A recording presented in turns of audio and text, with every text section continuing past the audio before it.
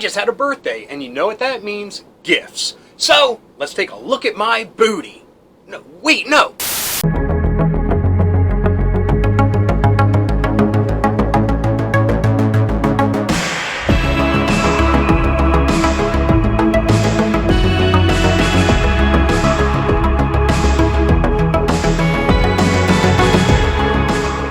Hello friends, and welcome to It Came From My Side of the Laundry Room. In this episode, we're going to take a look at some of the gifts that I got for my birthday.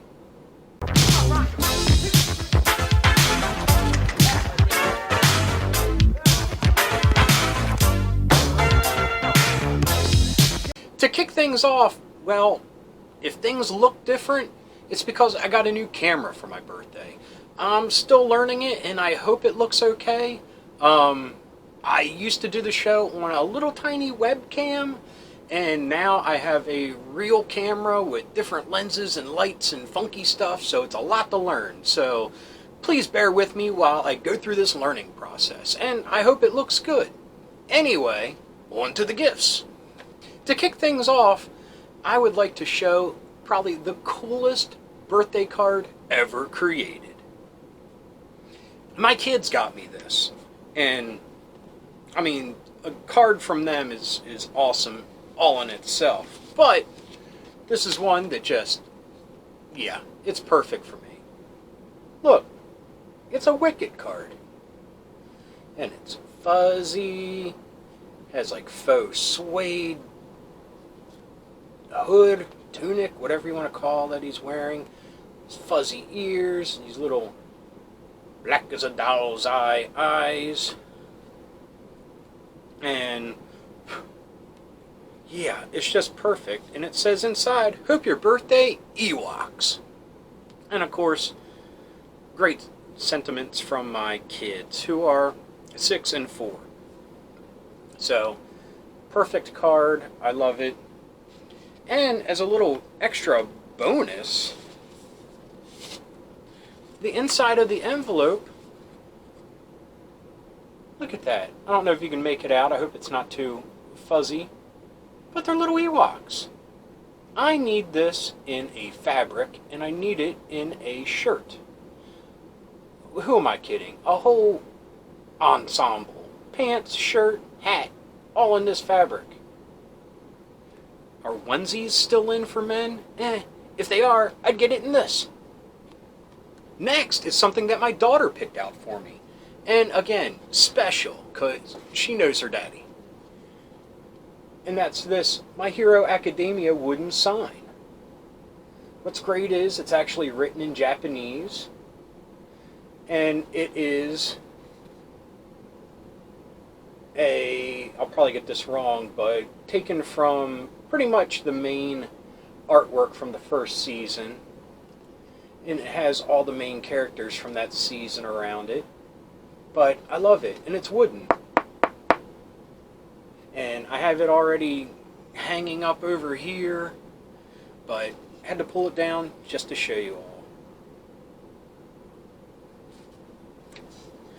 And if I may add, I love this show. It is darn near perfect, and if you're a comic book fan, or you just love comic book movies and want to see a different take on it, I recommend you watch it.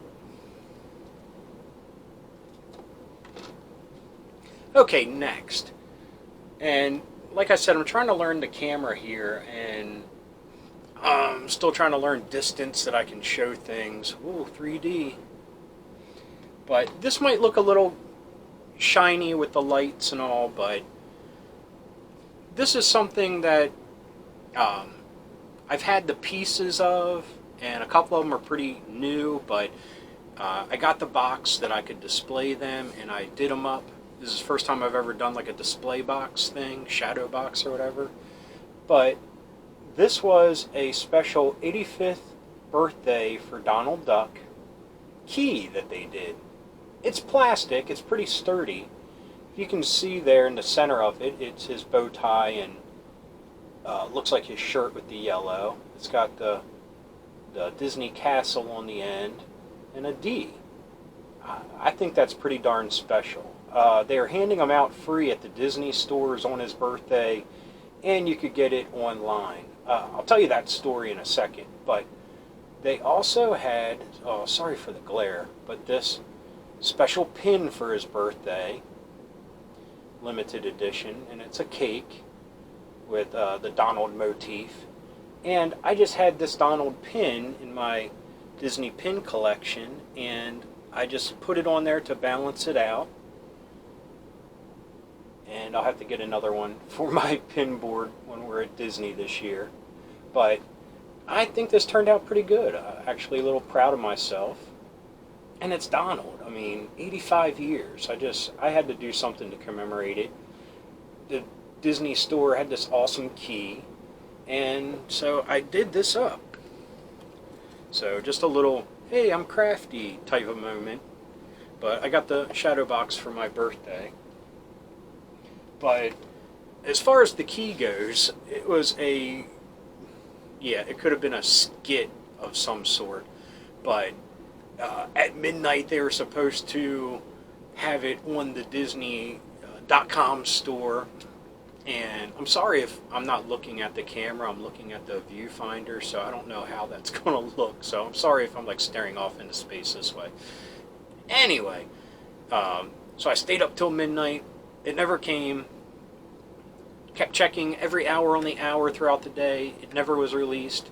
The closest Disney store to me is like 2 hours away.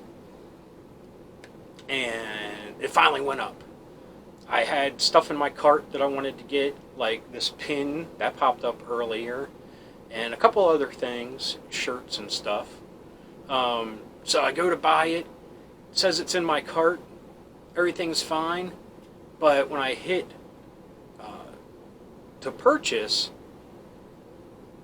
the things from my cart disappear. It looks like it went through, but I never got a confirmation that it actually did.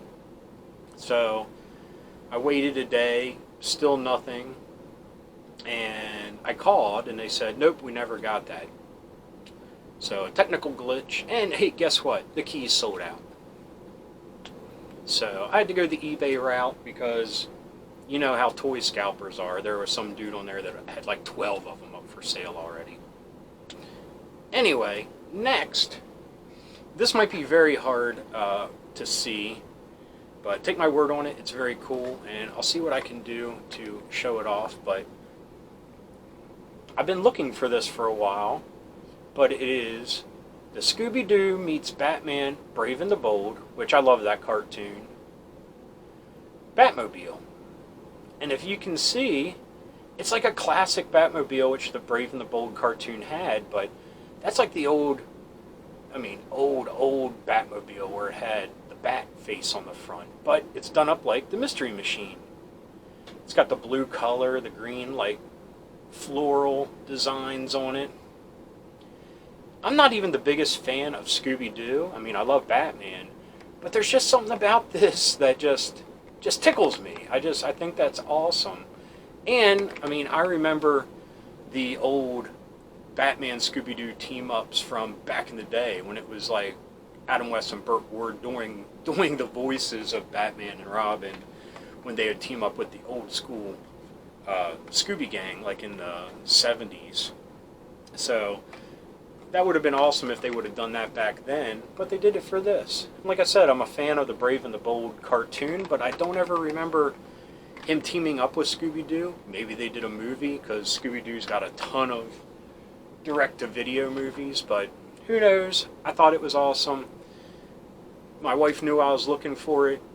I thought it was recent. The date on the package is 2017, but I swear when I saw it solicited, it was like right now this year, and I was hunting Walmart every other day because they have just big bins of Hot Wheels, and they just, I think, dump cases in them every couple of days. So anyway, excuse me, need to get a drink here.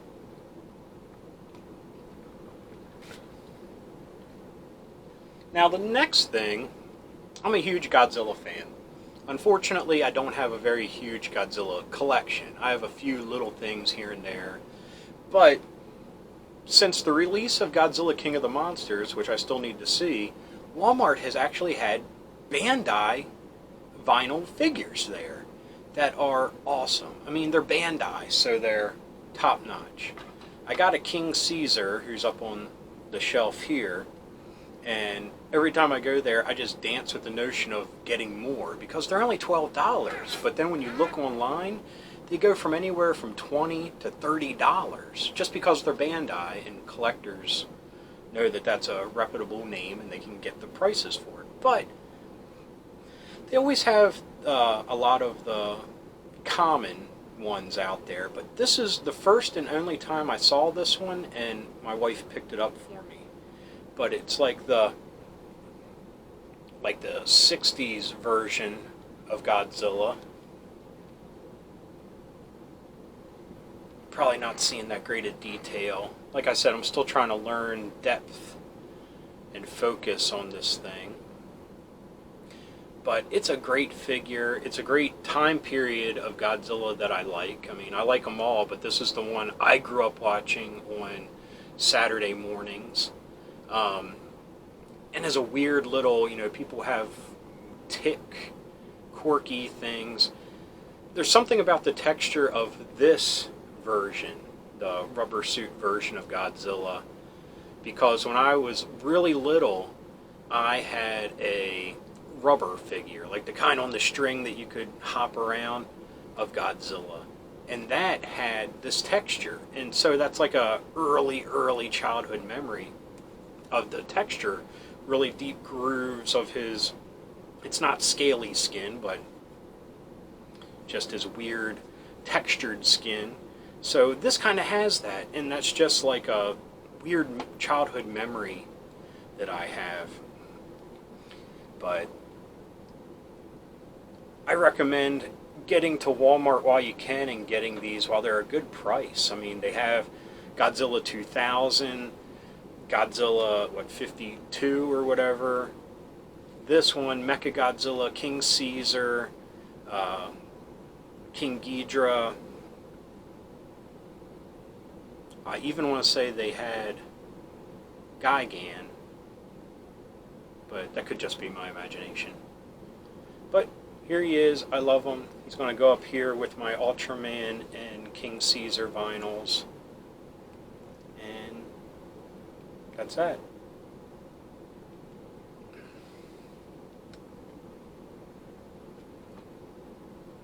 Set him down.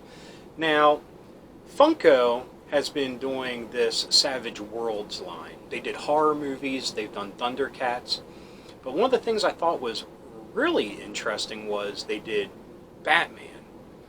So,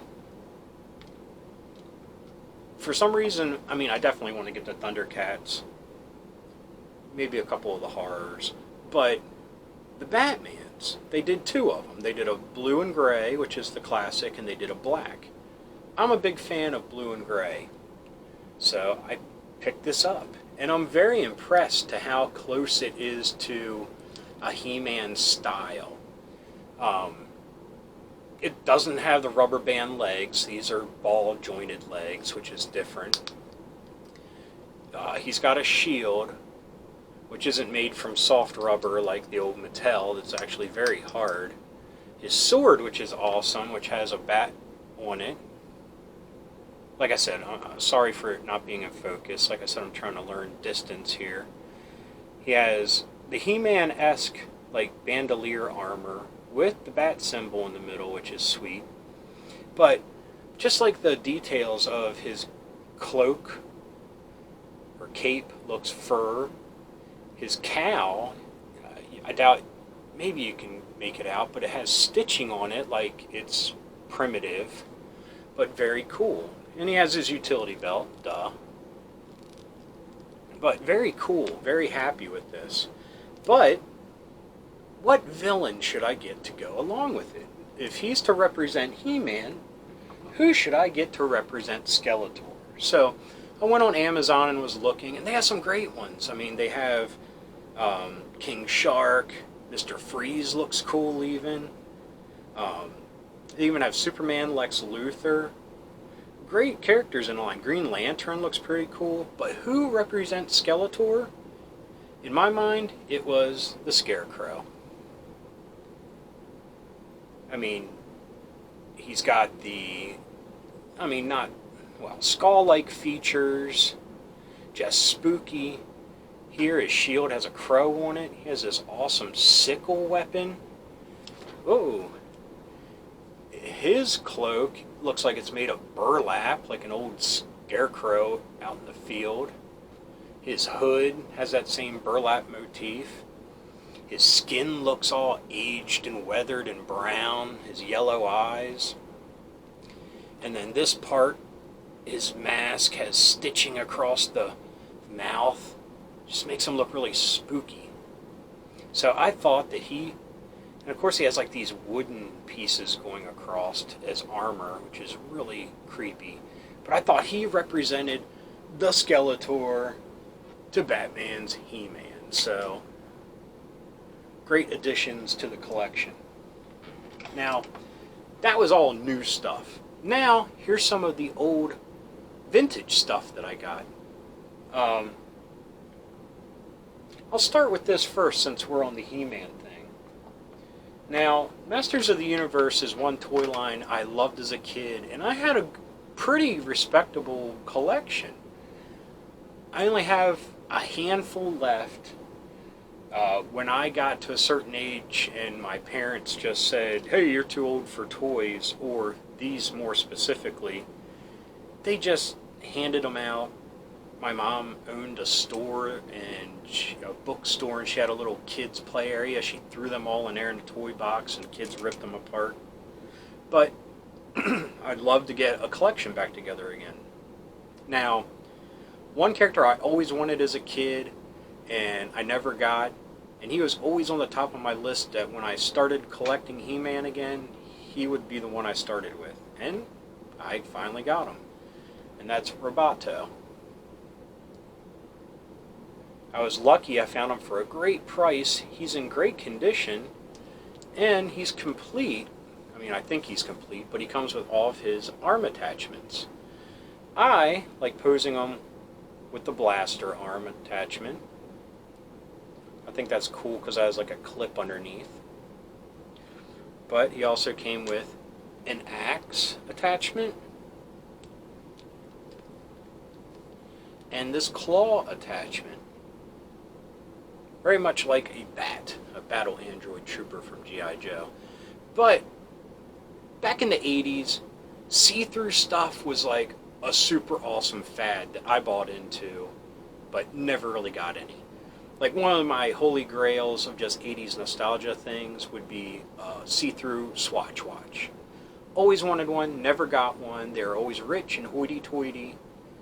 But the see-through Swatch, I mean, ugh. That would be an instant time machine to me to take me back to a specific time in the mid-80s.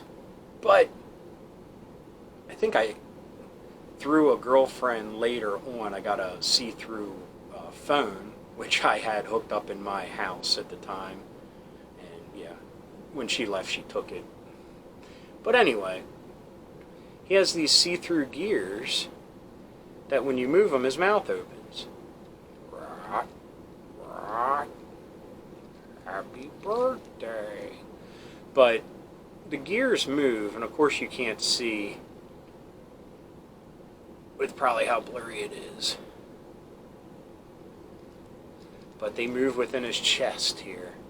And they're all based on a yellow one that's based in his waist, that when you move it, they all spin within his chest here, and that opens up his trap jaw here. But great colors. I just love the blues. There's detail on his arms of like circuitry, and yeah, I just like the purples, the blues, the reds. Just a great eye-catching figure.